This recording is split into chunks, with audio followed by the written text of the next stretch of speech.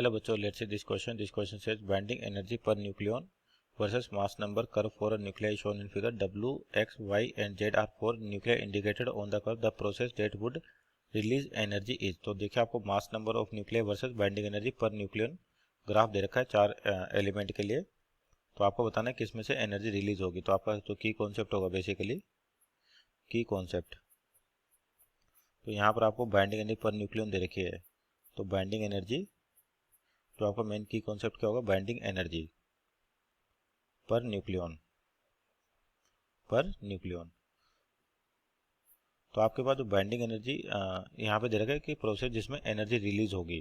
तो एनर्जी किस में रिलीज होती है आपके पास, जिस वाले के अंदर क्या होगा बाइंडिंग एनर्जी पर न्यूक्लियन आपके पास सबसे ज़्यादा होगा वही क्या करेगा, उतनी ज़्यादा एनर्जी रिलीज करेगा।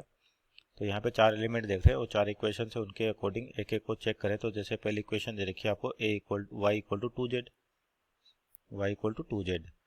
तो जब भी आपके पास कोई न्यूक्लियर रिएक्शन होती है तो वहाँ पर जो बाइंडिंग एनर्जी पर न्यूक्लियन है बेसिकली, जिसको अपन क्यू वैल्यू भी कहते हैं, वो क्या होती है बाइंडिंग एनर्जी पर न्यूक्लियन, यानी कि लिखा जाता है binding energy of product minus binding energy of reactant.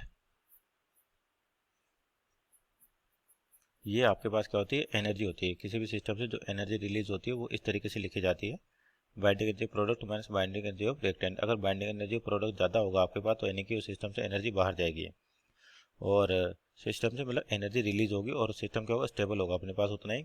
तो सबसे पहले इक्वेशन y इक्वल टू तो यहाँ पर पहली रिएक्शन के लिए देखें अपने पास, तो ये z है आपके पास और y है। तो यानी कि आपका जो y है ये तो क्या होगा स्टेबल प्रोडक्ट, यानी कि ये आपका रिजल्ट आएगा, यानी कि प्रोडक्ट आएगा और जेड का आपका यहाँ पे रिएक्टेंट की तरह बिहेव करेगा, क्योंकि जो आपके पास जेड है वो क्या करेगा स्टेबिलिटी की ओर जाना चाहेगा। तो यानी कि आपके पास फ्यूज होगा और किस में बदल जाएगा, वाई के अंदर बदल जाएगा, यानी कि टू जेड मिलके। तो यानी कि ये तो हो गया आपके पास क्या हो गया प्रोडक्ट और ये हो गया रिएक्टेंट। तो जो डेल्टा ई है energy of product, binding energy of product, तो बाइंडिंग एनर्जी पर न्यूक्लियन दे रखी है अपने को किसके लिए, वाई के लिए और जेड के लिए। तो यहाँ पर जो आपका प्रोडक्ट है वो तो वाई है, तो यानी कि इसकी एनर्जी कितनी हो जाएगी आपके पास, वाई की वैल्यू, इसका मास नंबर है 60 और बाइंडिंग एनर्जी देखिए 8.5 माइनस अपन रिएक्टेंट की बात करें तो जेड है आपका रिएक्टेंट, तो रिएक्टेंट का एटॉमिक मास नंबर है 30 और बाइंडिंग एनर्जी है 5 और कितने ये 2 हैं। तो आपके पास टोटल ये एनर्जी होगी। तो देखिए टर्म आपके पास ज़्यादा दिख रही है यानी कि नेगेटिव, मतलब सिस्टम को एनर्जी यहाँ से सिस्टम से एनर्जी रिलीज नहीं होगी, आपको सिस्टम एनर्जी अब्जॉर्व करेगा और वो अनस्टेबल होगा। उसी तरह से दूसरी इक्वेशन को चेक करें बी को, तो दे रखा W Y X plus Z.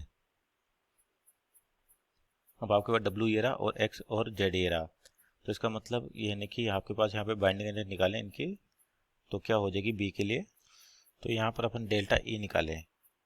तो आपके पास जो प्रोडक्ट है हमारे एक्स प्लस जेड, तो एक्स का लिए क्या लिख सकते हैं 90 इंटू एनर्जी कितनी इसकी पर बाइंडिंग पर न्यूक्लियन कितनी दे रखी है 8.0 प्लस जेड कितना आपके पास 30 और इंटू जो आपके पास यहाँ पे प्रोडक्ट होगा यानी कि रिएक्टेंट, जो प्रोडक्ट एक्स प्लस जेड, तो एक्स की तो एनर्जी अपने पास कितनी होगी यहाँ पे 90 इंटू इसकी कितनी 8 है और जेड की कितनी आपके पास 30 इंटू 5, 30 इंटू 5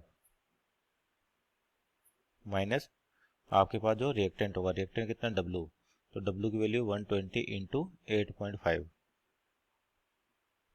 तो इसको सोल्व करें अपने पास, तो ये यहाँ पे दिख रहा होगा एनर्जी हो जाएगी आपके पास यहाँ पे 90 into 8 720 minus 150 plus 150 minus 120 into 8.5 करें इसको सोल्व तो क्या आएगा 1020 मीन्स ये भी क्या आ रही है नेगेटिव आ रही है आपके पास। इसका मतलब यहाँ पे भी एनर्जी क्या होगी रिलीज होगी।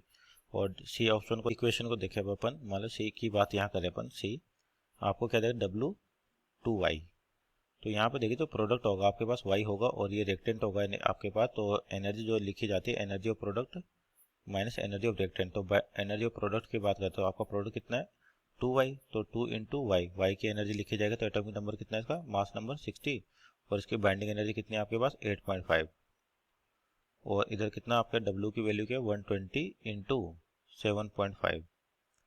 तो ये सोल्व करने पर आपके पास आ रहा है 1020 और यार 99900। तो यहाँ पर यानी कि वैल्यू ग्रेटर देन जीरो आ रही मीन्स पॉजिटिव आ रही है, यानी कि इसका मतलब एनर्जी रिलीज होगी। और डी को भी चेक कर लेते हैं, आपका डी कितना दे रखा है X equal to Y plus Z. तो इसके लिए डेल्टा ई निकाले अपन। तो आपके पास यानी कि x equal to Y plus z दे रखा, तो y और z की बात करते हैं। y की एनर्जी क्या आपके पास 60 इंटू एटॉमिक नंबर कितना 8.5 प्लस z कितना 30 इंटू 5 और माइनस x की वैल्यू कितनी आपके 90 इंटू 8.0 90 इंटू 8.0। तो ये वैल्यू भी आपके पास क्या रही है नेगेटिव आ रही है। चेक सोल्व कर लेते हैं इसको। यहाँ पर कितना है तो ये आ जाएगा 510 प्लस 150 और ये आ जाएगा आपका 720। तो इसका मतलब ये वैल्यू भी क्या रही लेस देन जीरो आ रही मीन्स नेगेटिव आ रही है। तो यहाँ से भी एनर्जी रिलीज होगी आपके पास, सॉरी एनर्जी एब्जॉर्ब होगी और ये भी अनस्टेबल होगा। तो एक ऑप्शन दिख रहा है ऑप्शन नंबर सी जहाँ पर एनर्जी पॉजिटिव आ रही है। और एनर्जी कब रिलीज होती है जब प्रोडक्ट की एनर्जी आपके पास रिएक्टेंट से ज़्यादा होती है। इसका मतलब option number C is our right answer. Hope you understood well. Best of luck.